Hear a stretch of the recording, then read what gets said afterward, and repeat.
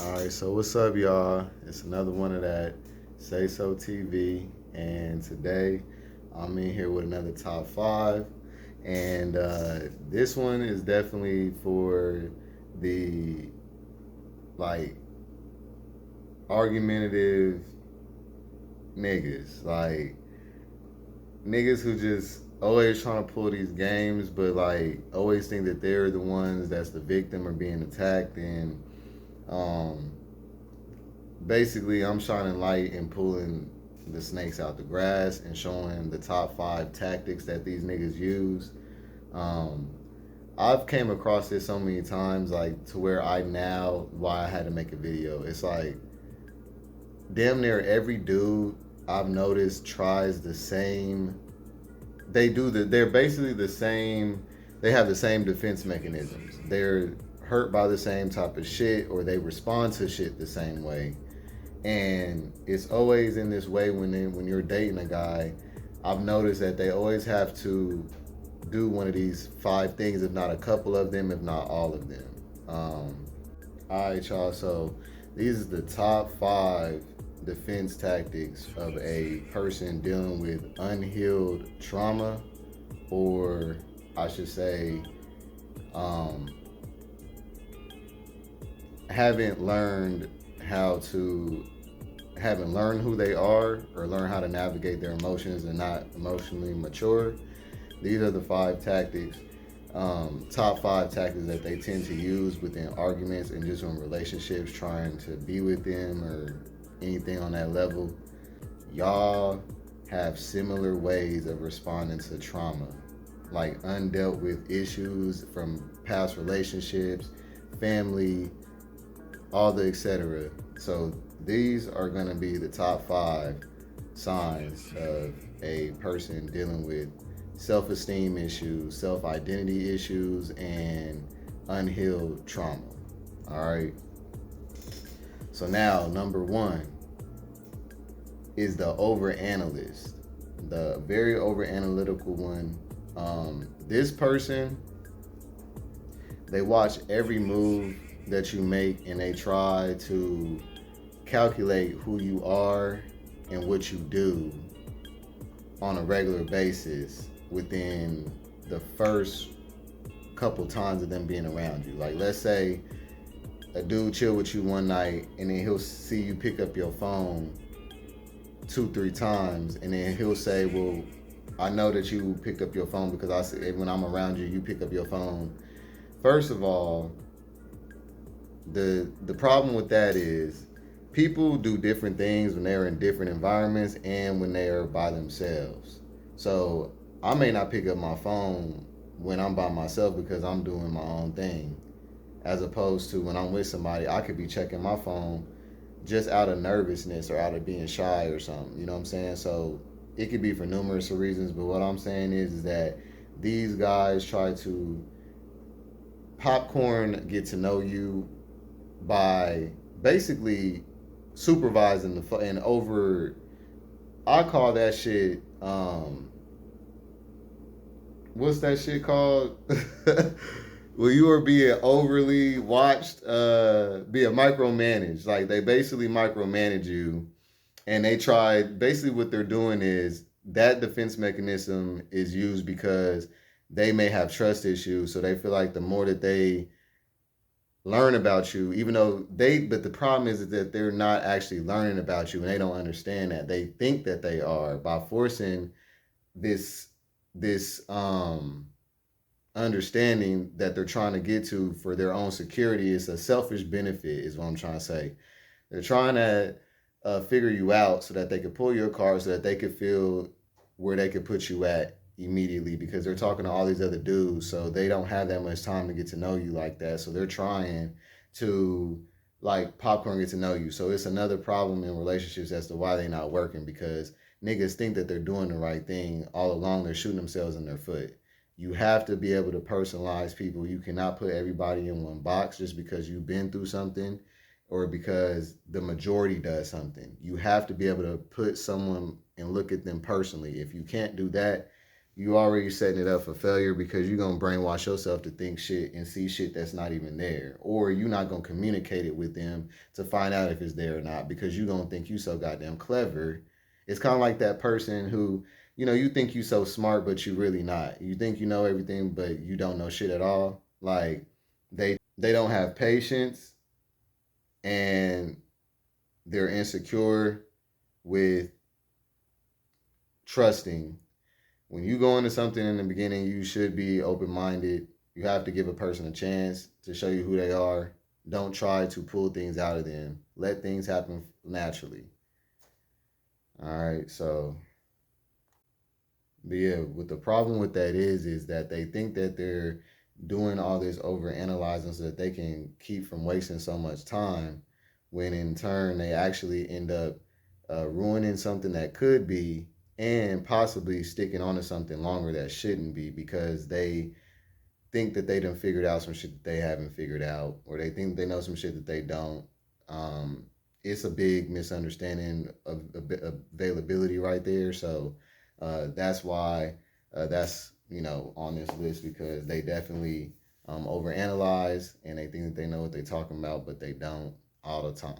Not saying that your intuition isn't ever right. I'm just saying that understand the difference between your intuition and your insecurities. All right, that's all I gotta say. And so, moving on to number two, is the gaslighter. All right, this person, when you win in an argument, I bet you they do this. Have you ever been in an argument with somebody, or just like in a conversation with somebody, and you hitting facts and they can't fucking come with a comeback, and all of a sudden what they'll do is well, why you so mad? Or, calm down. And, like they try to, we're going to now switch this over to something else in the present, since everything that we're talking about from the past or whatever is not actually, giving them no cards in the deck. So what they're going to try to do is they're going to try to bring up something current right now. Like, well, you're angry in the way you're responding. Basically, these are the kind of people that they get upset at your response to their disrespect. Instead of them being able to own up to their shit, what they'll do is they'll cop out and put it off on you. Like, well, we'll calm down and quit. Why you mad? And they'll try to make you emotional so that you can give them a negative response, so that then they can play off of that, and then we can forget all about what we were talking about in the first place. And now it's all about how you responded. Understand that that is a defense mechanism, and it's toxic and it's very unhealthy. It's actually abusive because it's a mental abuse. Gaslighting is mental abuse. When a person does not have the ability to own up to their shit, and every time or whenever that happens, instead of them being the bigger person and resolving the issue, they want to gaslight you and make you think that you are actually the problem because of the way you respond to being mistreated or disrespected. You got to deliver your message with a healthy tone and coming from a good place. True, because delivery is everything as well. But once you check that and then you go at them and stay in your peace when you speaking with them and see how that works. They gonna try that.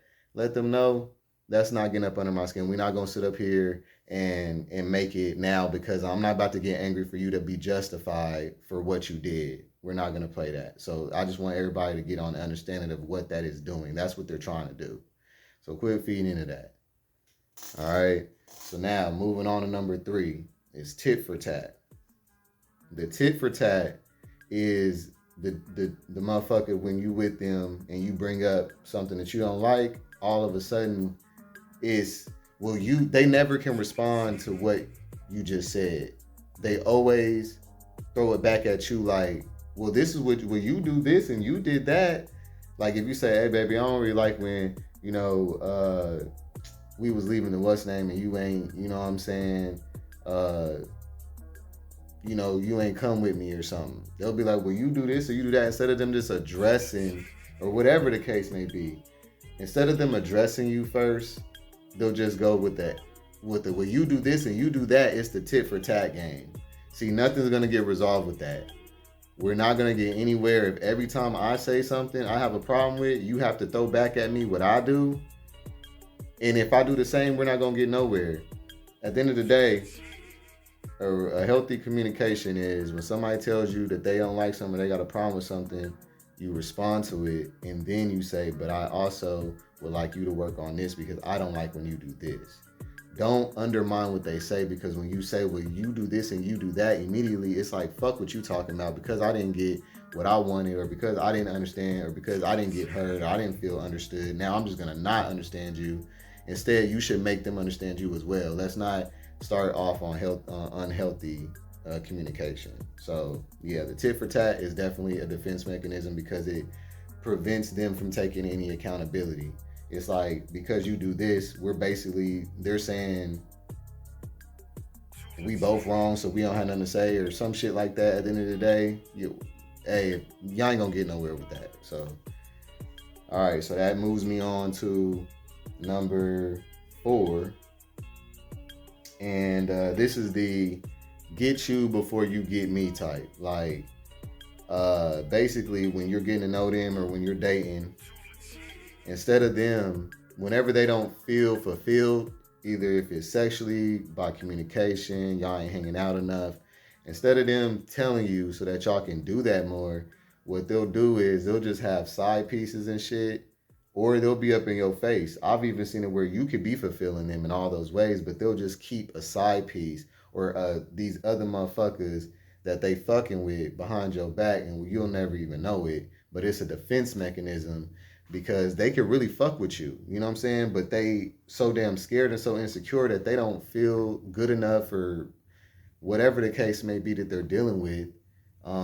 So they'll just talk to other motherfuckers just to make sure that, you know, that they don't get played, so they gonna play you first. You know what I'm saying? It's like, when you play somebody that wasn't playing you, you actually played yourself. So that's the reason why that defense mechanism isn't good. Learn how to communicate what it is that you want to be fulfilled with. If you're not being fulfilled, move around. But don't. And that's why I tell people, uh, men and women, all the time, when somebody cheats on you, it's not because of you. Trust me, it's all within themselves. A lot of the things, and most of the things that people do, comes from within themselves, and how they it's not and how they feel about themselves. It has nothing to do with you. They'll mirror themselves on you all the time and make it like it's you and it's really them. Okay, so just understand that. Don't take a lot of shit personal, because a lot of people dealing with personal shit. All right. So then that moves me on to number 5. So it's the judge. This type of person, they will pull and pick apart you. Like, have you ever had somebody who, like, you be around them and all they do is like pick out what they don't like, or what they didn't agree with what you said. Like, everything you say, everything you do, they just don't agree. It's just always like this combativeness. But they fucking with you though. You in a relationship with them, you dating them. You know what I'm saying? But you know what I'm saying? It's all this friction, and basically what they're trying to do is a lot of times that they're trying to pick and pull you apart to bring you down to a certain level in their eyes, so that they feel more confident. Basically, you feel them, make them feel intimidated by whatever and how whatever reason. And the only way that they feel that's their defense tactic, to pull apart from you to make themselves feel better, because whatever you are or whatever your strengths are may itch and bother their demons, or whatever they lack inside of them. So a lot of the times, y'all gotta understand, when people are attracted to you, it's not always just because you're a fine motherfucker or whatever. Sometimes they're attracted to what you have inside of you that they don't have. So let's not get it twisted. Jealousy is not always about your exterior things and what you have and what you've acquired. It's also about what's inside of you that they may not have. You may have a certain confidence level that they haven't reached. You may have overcome shit that they have never been able to think of overcoming, or they haven't overcome yet, that they are going through. You know what I'm saying? It could be a lot of different shit. You could have different characteristics that they want. You know what I'm saying? So they'll be with you to try to take those from you. And when they realize that they can't even do that, they'll just start trying to take it apart from you. You know what I'm saying? Because you can't be a copycat. You got to be authentic. Now, you can be inspired, but you can't you can't have what I have and not do the work. You can't get to my mentality and my emotional intelligence without doing the work. I did all the work. I did the self reflection and I did the the things that it takes for this. You know what I'm saying? So hey, but that's just another one. I will say that that's another defense mechanism. Those are the top five with that bonus on top of that. The analyst, uh, the ones that always want to, you know, pinpoint everything you're doing, think they know everything you're doing, basically stay on your tail, text you all the time, call you all the time, but it's really just for their own gain. Like they want to sit up on the phone with you all night and shit.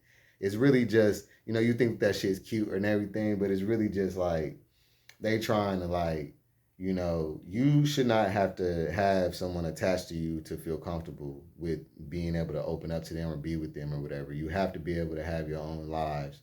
So if a person is uh, just being overbearing and when you're not trying to talk to them, they always have to make it like you're lying to them and all this other shit, like you fucking with somebody else all the time and shit, like that shit's dead. That's what they do. They actually will never get to know you because they're always going to look at you for what they've been through or what they are or what they think you are based on your actions, but they not actually getting to know you. They just shallow, you know what I'm saying, on all these levels. So then the gaslighter, they gonna try to flip it on you when they wrong. They're gonna try to make it about your reaction to their wrongdoing, and now it won't be about what they did because the way you responded. It's a manipulative tactic, and it's very common. It's so common with these niggas, like it's crazy. And then tit for tat, like I said, every time you bring up something, they never want to address what you said. All they want to do is throw back and forth past arguments and past issues and all that shit. It's like we're never gonna get to it anywhere because they don't know how to be the bigger person. So you're gonna have to be, and if you don't know how to be a bigger person, that's gonna be a toxic ass circle. I know a lot of couples who are just stuck in that phase. Like they just literally stay together, but every time they get in an argument, it's just always like you did this and you did that, you did this and you did that. Nobody's talking about no solutions, but y'all staying together. Like what the fuck? Hey, teach his own. And then so get you before you get me type. Definitely beginner stage toxic. I mean, that's where a lot of cheating comes from. This is where a lot of fucking around in the beginning, why a lot of people don't end up getting relationships because people can't even be loyal in the talking stage enough because they think you doing this and you doing that. They brainwash themselves, so they go out and do it first or while you doing it. But regardless, they gonna do it to make sure that they ain't getting played or they ain't the only one getting fucked around on. So then the brick wall, they just not gonna open up. They'll have an attitude, be stuck up, be bitter, all because they don't think that you'll accept them for who their truth is or who they really are. So they'll put up this facade and this representative, and they won't actually let you fully in or spend enough time with you because it's their defense mechanism to keep you at a distance because they don't want you to really be in because they're vulnerable or they don't think that you'll like who they really are. They be secretive and shit too. So that's one to watch out for. And like I said, the last but not least is the judge. Uh, this one is the beta male tactic. They insecure, so they think you insecure. They think everybody's dealing with the same shit that they're dealing with. They think everybody responds the same way that they do. So when you try, like let's say you're confident and they're not, they'll try to pick at things that they think would be insecurities for you or whatever you may have mentioned before or something. They'll try to highlight that shit, or they'll try to just make you think that you did something wrong when you didn't and all that. It's all just a game of controlling you mentally. It may not be that they can control you like literally, but they want to know what you're gonna do next. They want to know how you're gonna do it, when you're gonna do this. You know what I'm saying? Like they're trying to calculate your every move. But that takes time. And that's something that you do while you get to know somebody. It's something that's supposed to happen naturally in a positive way. When you're calculating and trying to do that shit on purpose, that's for a negative reason so that you can have power over a person. That shit's toxic. A lot of people don't ain't gonna talk about it like this because they think and they've been brainwashed to believe that this is what you're supposed to do to make sure that you don't get hurt. I'm here to tell y'all that y'all are doing the shit that's purposely hurting y'all. Y'all are doing exactly what's gonna turn you into getting hurt. Nobody wants to be with somebody who has to negatively manipulate them. Let me tell you, you can positively manipulate somebody and get just as much results, but it'll be in a positive way with a real motherfucker. Because ain't no real motherfucker gonna stay with you. Y'all ain't gonna have no real relationship pulling these games right here. You know what I'm saying? Because that's really all they is, and it's sad that all this stems from within them themselves, but then they'll put this off on you just by being with them or trying to date them or whatever. You know what I'm saying? So, yeah, I just wanted to make this video so y'all can look out for those things, but y'all know what it is, and I'll be with y'all on the next one. Like, comment, subscribe. Yeah, comment, let me know what y'all think, and if y'all been through some of these, I want to know what's up. So, you know what I'm saying? Y'all be active on my comments, so I appreciate that. But yeah, I'll see y'all on the next one. Peace.